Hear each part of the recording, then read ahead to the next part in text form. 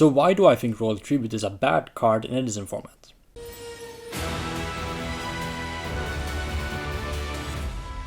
First of all, it has a very big drawback, which is not stated on the card. The named drawback is that you have to control Necro Valley. However, the hidden drawback is that you also have to build your deck in such a way where the Royal Tribute doesn't affect you as badly. This means in order to play Gravekeepers in Edison format, you almost exclusively have to play Gravekeeper monsters. Building your deck around this, even though it's at free, is a heavy cost to your deck whenever you don't see this card. And even when you do see Royal Tribute, I don't think you automatically win the game. Best case scenario, you open with Royal Tribute, Necro Valley and Spy.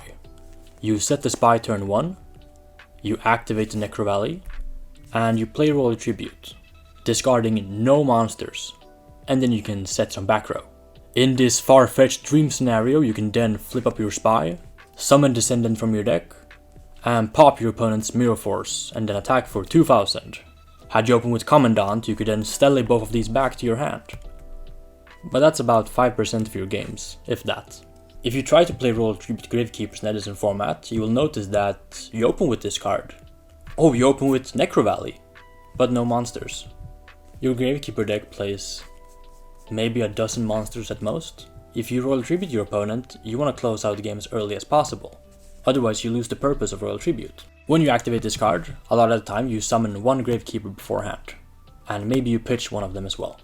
And Edison's a trap-based format, so your opponent will have cards like Dimensional Prison, Bottomless Trap Hole, other traps to slow you down, giving them more turns to draw into real monsters, and then they can overwhelm you. And this deck plays 0 bombs. The only bomb is Royal Tribute, which only affects the hand. You can't naturally deal with large attack monsters, apart from if it's 2100 or lower, or you can put it to defense and attack over it with Assailant. The actual win rate of going first, playing this card, and winning the game is very low. And as I have discussed, you have to build your deck in such a way where the Royal Tribute hurts you as little as possible, otherwise there's no point to playing this card.